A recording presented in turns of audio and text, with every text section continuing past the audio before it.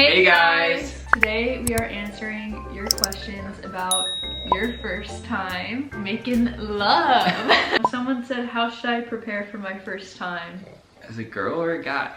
It's different. Yeah, it is different. There's like emotional preparing and there's physical preparing. Yeah. I feel like the physical things are just obvious, like waxing and shaving and doing whatever you need to do to look your best or feel your best. For me, I just like prayed a lot about it because I was nervous. Like I was having like a breakdown. Really? Not a breakdown, but I was just like, You didn't seem like you were. no. I just remember I was like, oh, I'm nervous about this. Like what? I don't even know what to do. Like Oh I grew up so innocent. All my friends in high school knew me as the innocent person. If they were having a discussion about something deep like on that topic, I was just sitting there like, what are you even talking Deer in about? headlights. Or sometimes I'd use like a code word and I was like, what does that mean? I was that kid. So I went into this nervous that I would Mess up or be awkward.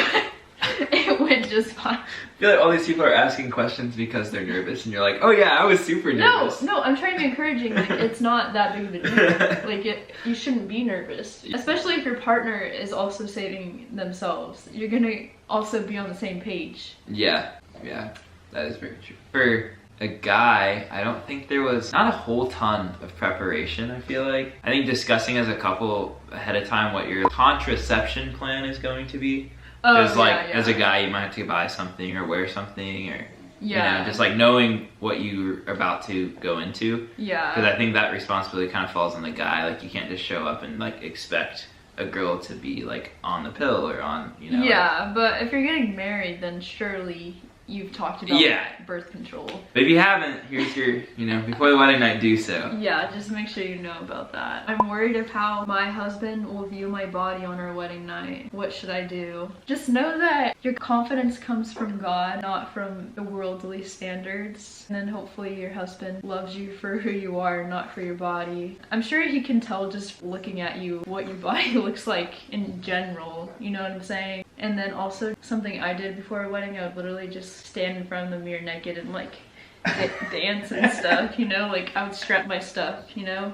So just kind of practice being confident. I know it sounds goofy, but you know, just or like put on some like a bra and panties or your wedding lingerie and literally just do a model walk pose, you know. Practice how you'll strut yourself for your husband on that night. It helps. But I also feel like as a guy, if your future husband makes you feel self-conscious, then that's an issue. Yeah. If you just naturally are, you shouldn't have a problem. Like, most guys are not, like, if they love you, they're not going to be picky about like, oh, haven't seen you naked before, you're like, have a stretch mark there. Like, guys don't care if they genuinely love the person. But if they're very hypercritical of you beforehand and that's why you're feeling insecure, that's probably an issue you need to like work through ahead of time, because that's then they're probably not a good person to be with. Yeah, they shouldn't be hypercritical of that. So yeah, but a normal man, as soon as they see a tit, they're like, ooh. I don't know if that's the right word. A tit. Okay, well, what's the right word? I don't know. Naked. As soon as they see a girl naked, I don't know. A tit. Like, as soon as men see titties, they're like, we're not dogs. Breasts? I don't breasts. That's the beautiful way of saying. Advice for couples struggling with purity before marriage. So couples that are just like feeling tempted into doing it before, or like things that lead to it. Well, as a girl, you should really just know your place, like even before going into the relationship, because guys are just, they get distracted too easily. Like even if they say even if they say they have boundaries, they get distracted too easily by girls. Even just by holding your hand, they're gonna be like, ooh la la, and wanna do other things. You need to stand firm in the boundaries you set for yourself ahead of time. If things start going from one place to another, you need to start setting firmer boundaries. Like, yeah. even if holding a hand is leading to something else, or scratching your back is leading to something else, I don't know. Yeah. Then you need to be like, okay, no more back scratches. Making those boundaries, having those tough conversations. It'll be difficult, but it's worth it. Yeah. As a guy, I think you're supposed to be the leader in starting those conversations, but I feel like you really need to have your partner on the same page, because guys do get distracted, and when one person's standing more firm than the other and vice versa, it's good to have those defined ahead of time. And they're always flowing, in my opinion. What kissing might be fine and not lead to anything for you during it, like the first, I don't know, however many months or years of dating.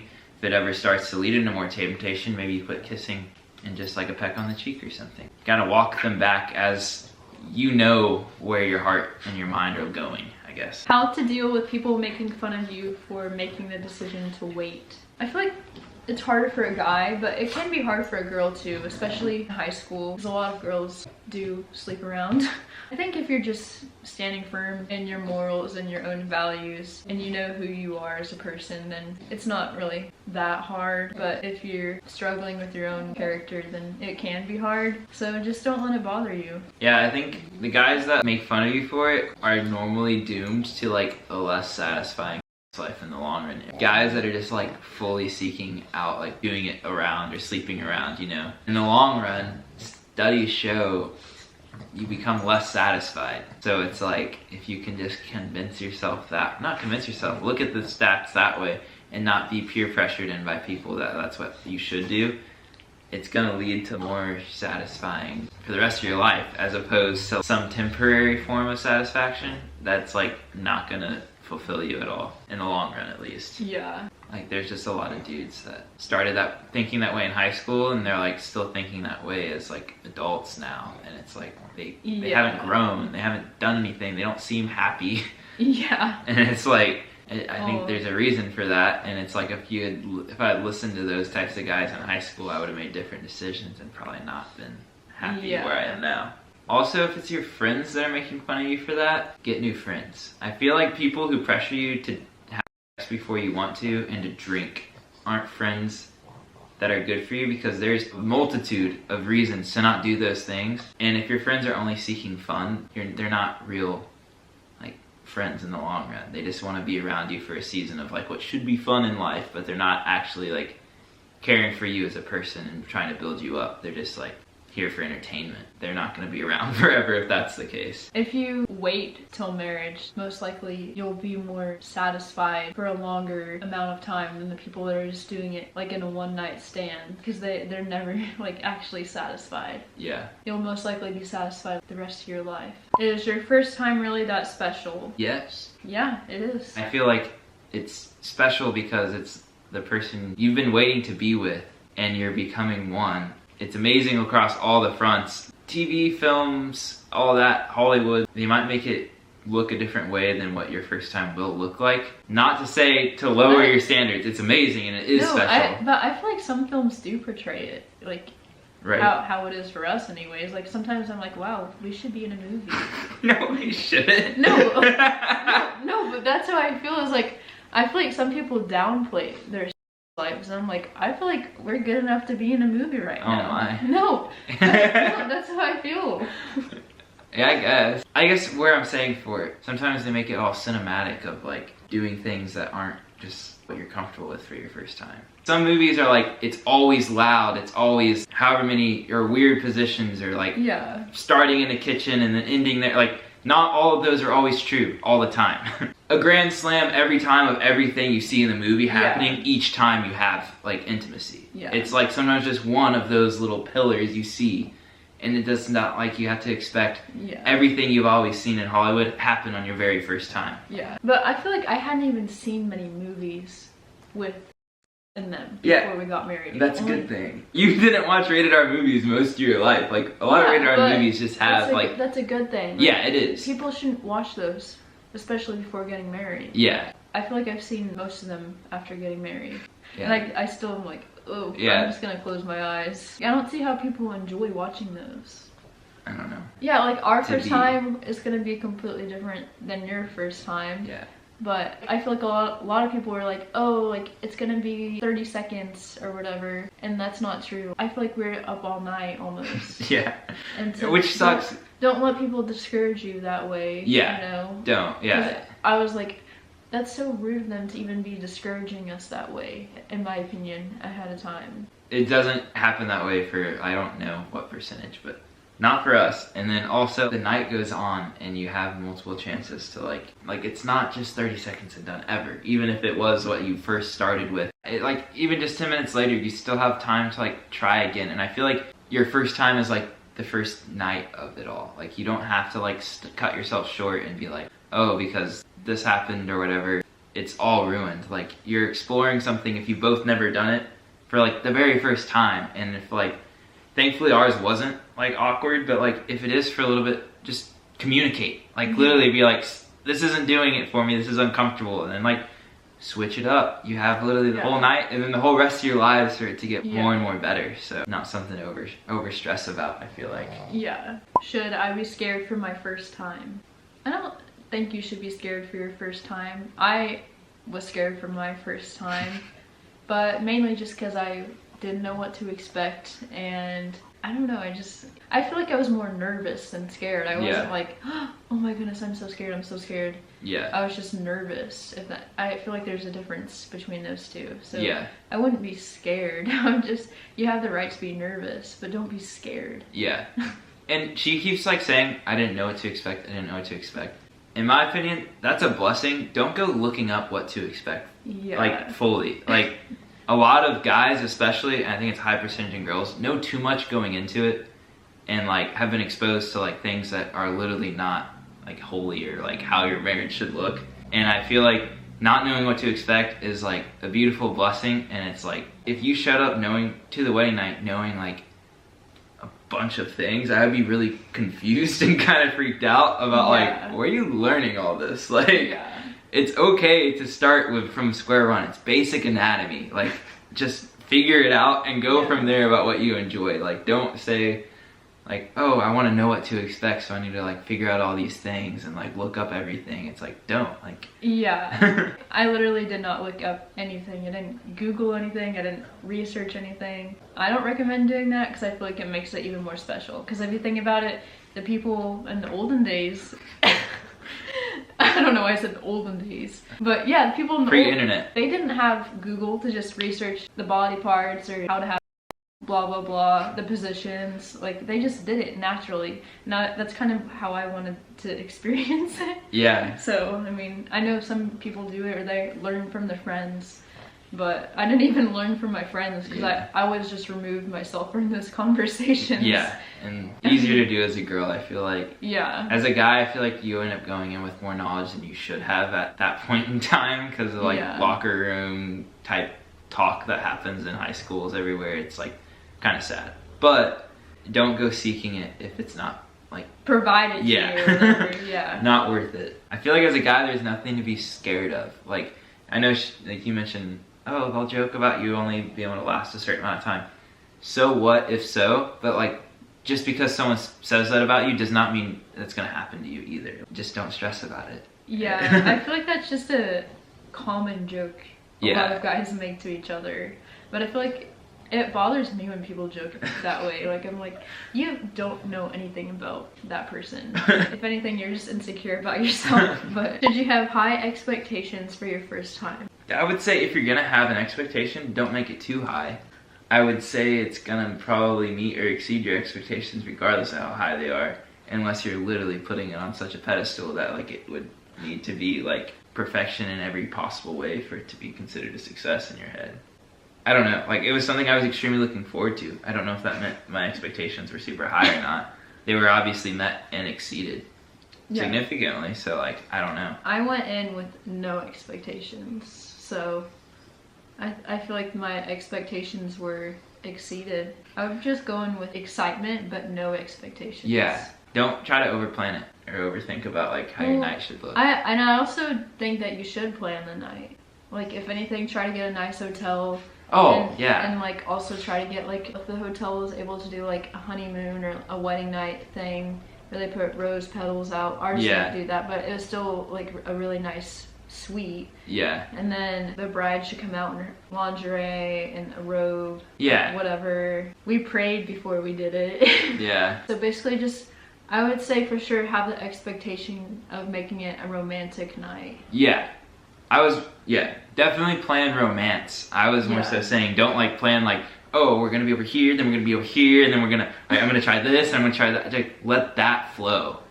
Just add, like, just be romantic and let the night flow. Don't over plan. Like, that's what I thought we were talking about, like high expectations. Like, the person re-saved themselves for their fiance if they already lost their virginity to someone else. I mean, I feel like purity isn't like a once it's lost it can never be found thing. I think it's in your heart and how you like approach a relationship and like how you approach intimacy. And obviously you can't just like regain virginity, but there's still reason to save yourself. Yeah.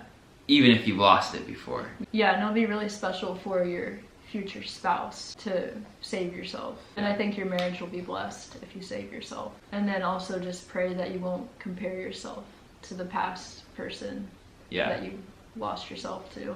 It's always worth like saving yourself no matter where you like started or in your past relationships. And I feel like it's more of how you are walking forward in a relationship and the like heart you have towards the other person and towards like saving yourself.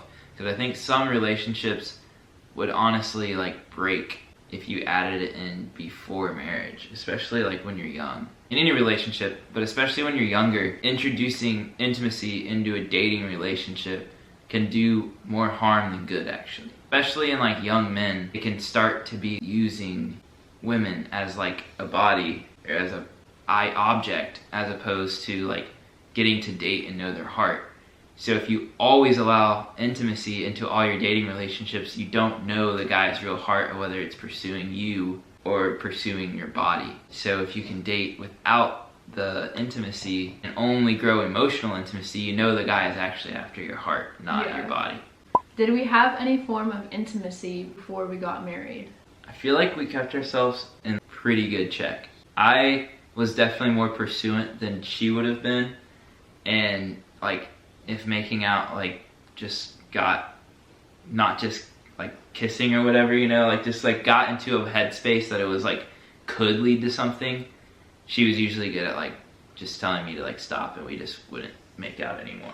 You know, like just I feel like you can just tell the mood of where you're heading if you weren't gonna stop doing something. Yeah. So it's like there might have been a level of like what could have led towards like intimacy that we tried to like dial back and be like, all right, we're gonna sit up like we're in a classroom right now because laying down isn't gonna lead to a good spot. Usually I would recommend just don't lay down. Yeah. Also, if you're dating. It's just hard, especially in a teenage guy's mind. I don't know, as it was my first relationship, so it was like literally anything was like an exciting thing. Holding hands was like the coolest thing, and then like being able to kiss you was like the coolest thing, and being able to cuddle was like the coolest thing, and it's just like, but when a guy's mind runs like that, it's like you need to stop at a certain point and say no more cool things. Yeah. Because you're gonna always just want to see like what the next cool thing could be, and then you're like, that's not right. Yeah. Someone said, I worry I won't find a virgin man at my age by the time I get married. The chances seem slim. Just if you feel that's what you really want, just continue to pray, and I feel like it will, like someday you'll find the right man. Yeah. So I agree. Just continue to pray for it. And I don't think it's too late either, so. Yeah.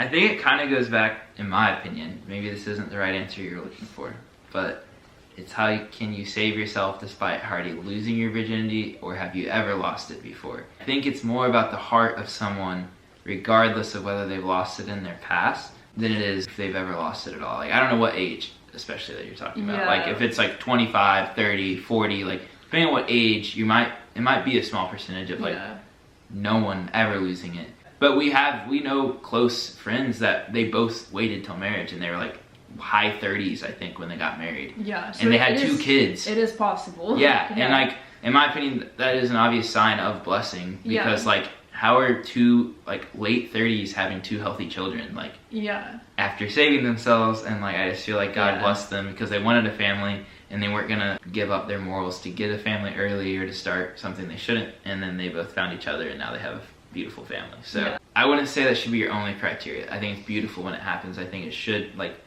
be probably like something you want in someone, but like I think there's some men that are like extremely renewed in their heart even if they've done that in their past. And then I think also there's some men that like might be a virgin, but like their mind is and their heart isn't even as pure as someone who's like daily pursuing God and might have messed up like 10 years ago or something. Like, yeah, because there's some just really awkward people that have never interacted with a woman, but they're like little perverts in their mind still. Like they're not actually like genuine good people. They're just too scared to talk to girls while they're a virgin. yeah, Which I don't think is like a great like category, you know? Like, yeah. if it's your only criteria of who you're looking for in a man, you could find some weird people still. I think that's all of our questions. Thanking. Thanks for watching. Yeah, thank you for watching. Bye.